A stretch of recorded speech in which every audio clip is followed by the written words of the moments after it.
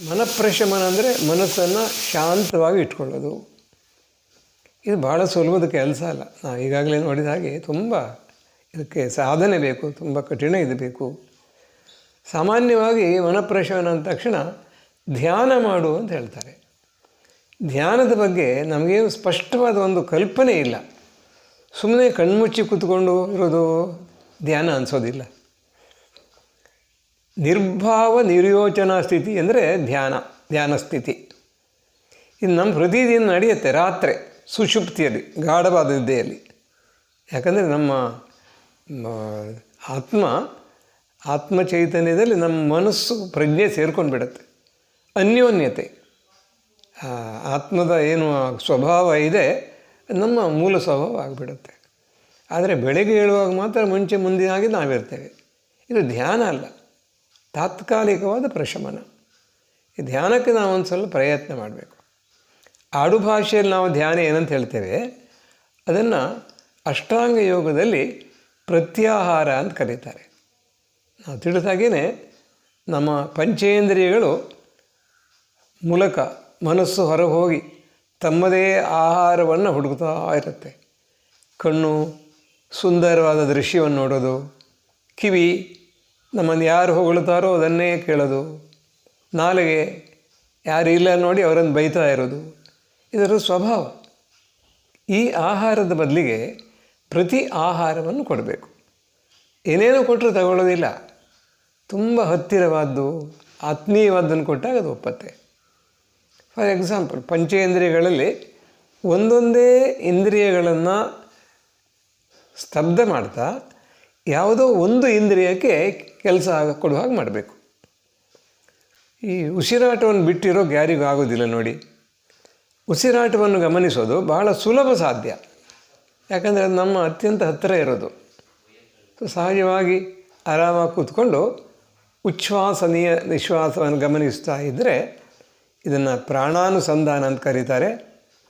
ದೀರ್ಘಕಾಲ ಒಂದು 10 ನಿಮಿಷ ಮಾಡಿದ್ರೂ the breathing becomes slow and study. With that mind cools down. ಇದರ ಜೊತೆಗೆ ಸ್ವಲ್ಪ ಅಳತೆಯನ್ನು ಸೇರಿಸಿದರೆ ಅದು ಚಕ್ರೀಯ ಧ್ಯಾನ ಆಗತ್ತೆ, ಸೈಕ್ಲಿಕ್ ಮೆಡಿಟೇಷನ್. 4 ಎಣಿಕೆಗಳ ಕಾಲ ಉಚ್ಛ್ವಾಸ, 4 ಎಣಿಕೆಗಳ ಕಾಲ ನಿಶ್ವಾಸ, ದೀರ್ಘಕಾಲ ಮಾಡ್ತಾ ಬಂದಾಗ ಅದು ಸ್ತಬ್ಧವಾದಾಗತ್ತೆ, ಮನಸ್ಸು ಶಾಂತವಾಗ್ತಾ ಬರುತ್ತೆ. ಇನ್ನೊಂದು ವಿಧಾನ ಅಂತ ಹೇಳಿದರೆ ಹೃದಯ ಸ್ಪಂದನವನ್ನು ಗಮನಿಸೋದು. ನಮ್ಮ ಹಿರಿಯರು ಹೇಳ್ತಾ ಇದ್ದರು, ಈ ಹೃದಯ ಅನ್ನೋದು ಆತ್ಮಜ್ಯೋತಿಯ ನಿವಾಸ ಸ್ಥಾನ. ಸೊ ಆ ಭಾಗದನ್ನು ಗಮನಿಸ್ತಾ ಇರೋದು ಒಂದು ಕಲೆ.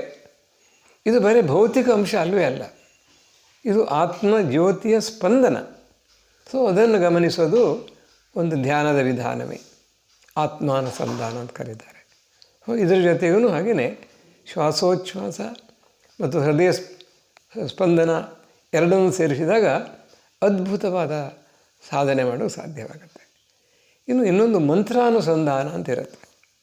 ಯಾವುದಾದ್ರೂ ಒಂದು ದೇವತೆಯ ಮಂತ್ರವನ್ನೇ ಗಮನಿಸೋದು. ರಾಮಚಂದ್ರಾಯ ನಮಃ ಅಥವಾ ಕೃಷ್ಣಾಯ ನಮಃ ಅಥವಾ ಲಲಿತಾ ಮಹಾರಥಿ ಸುಂದರಿಯೇ ನಮಃ, ಯಾವುದಾದ್ರು ಒಂದು ಮಂತ್ರದ ಗಮನ ಕೊಟ್ಟಾಗ ಇದರಲ್ಲಿ 2-3 ವಿಧ ಇದೆ. ಮೊದಲು ಅದರ ನಾದವನ್ನೇ ಗಮನಿಸ್ತಾ ಹೋಗೋದು, ಆಮೇಲೆ ಅದರ ಅರ್ಥಾನುಸಂಧಾನ, ಆಮೇಲೆ ಅದರ ಆಕಾರದ ಮೇಲೆ ಅನುಸಂಧಾನ. ಇನ್ನು ಆ ಮಂತ್ರವನ್ನು ಪಡೆದ ಒಬ್ಬ ಋಷಿ ಇದ್ದಾನಲ್ಲ, ಅವನು ಯಾವ ಮನಸ್ಥಿತಿಯಲ್ಲಿ ಪಡೆದಿದ್ದಾನೋ ಆ ಸ್ಥಿತಿಗೆ ನಮ್ಮ ಮನಸ್ಸು ಹೋಗೋದು ಅದ್ಭುತವಾದ ಒಂದು ಕಾರ್ಯ. ಇದು ನಾವು ಪ್ರಯತ್ನ ಮಾಡ್ಬೋದು, ಅದರ ಆಗೋದು ಮಾತ್ರ ಆ ಸ್ವಾಮಿಯ ಇಚ್ಛೆ ಇದ್ದಾಗ ಮಾತ್ರ. ಹೀಗೆ ನಮ್ಮ ದಿನಚರಿಯಲ್ಲಿ ಪಂಚಸೂತ್ರಗಳು, ಒಂದು ಜೀರ್ಣಾಂಗದ ನಿರ್ಮಲೀಕರಣ, ಇದಕ್ಕಾಗಿ 2 ಪ್ರಕ್ರಿಯೆ, ದಿನ ಉಷಃಪಾನ, ತಿಂಗಳೊಮ್ಮೆ ಅಗತ್ಯವಿದ್ದರೆ ಲಘುಶಂಕ ಪ್ರಕ್ಷಾಳನ. 2ನೇದು ಶ್ವಸನ ಮಂಡಲ ನಿರ್ಮಲೀಕರಣ, ಇದಕ್ಕಾಗಿ ನಿಶ್ವಸನ ಕ್ರಿಯೆಗಳು 4, ಪರ್ವತಾಸನ, ಯೋಗ ಮುದ್ರಾ, ಭಸ್ತ್ರಿಕಾ, ಮುಖದೌತಿ, ಕಪಾಲಭಾತಿ. ಇನ್ನು 3ನೇದು ಮಿದುಳನ್ನು ಜಾಗೃತಗೊಳಿಸೋದಕ್ಕೆ ಭ್ರಾಮರಿ ಮತ್ತು ಪ್ರಾಣಾಯಾಮವನ್ನು ದಿನಾ ಅಭ್ಯಾಸ ಮಾಡಬೇಕು. ಇನ್ನು ನಿಯಂತ್ರಣ ವ್ಯವಸ್ಥೆಗಳಲ್ಲಿ ಇನ್ನೊಂದು, ಈ ಹಾರ್ಮೋನುಗಳನ್ನು ಚೆನ್ನಾಗಿ ಬ್ಯಾಲೆನ್ಸ್ ಮಾಡೋದಕ್ಕೆ ನಾದಾನುಸಂಧಾನ ಸಹಿತ ವಿಭಾಗ ಪ್ರಾಣಾಯಾಮ. ಕೊನೆಯದಾಗಿ ಮನಸ್ಸನ್ನು ಶಾಂತವಾಗಿಟ್ಕೊಳ್ಳೋದಕ್ಕೆ ಧ್ಯಾನ. ಈ ಪಂಚಸೂತ್ರವನ್ನು ನಾವು ದಿನಾ ಶಾಸ್ತ್ರೀಯವಾಗಿ ಪರಿಪಾಲನೆ ಮಾಡ್ತಾ ಬಂದಾಗ ಹಲವು ಶಾರೀರಿಕ ಮಾನಸಿಕ ತುಮುಲಗಳನ್ನು ನಾವು ಇದು ಮಾಡ್ಬೋದು. ಆಧ್ಯಾತ್ಮ ಸಾಧನೆಗೂ ಇದೊಂದು ಸೋಪಾನ ಆಗೋಕ್ಕೆ ಸಾಧ್ಯ ಇದೆ.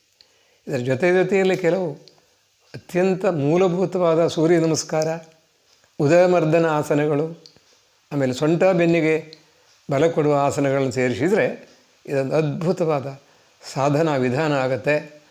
ತಾವೆಲ್ಲ ಇದನ್ನು ಕೇಳಿದ್ದೀರಾ, ದಿನಚರಿಯಲ್ಲಿ ಸೇರಿಸ್ಕೊಳ್ಳೋ ಪ್ರಯತ್ನ ಮಾಡ್ತೀರಾ ಅನ್ನೋ ವಿಶ್ವಾಸದಿಂದ ಅನಂತ ಧನ್ಯವಾದಗಳನ್ನು ಅರ್ಪಣೆ ಮಾಡ್ತೇವೆ. ಧನ್ಯವಾದ.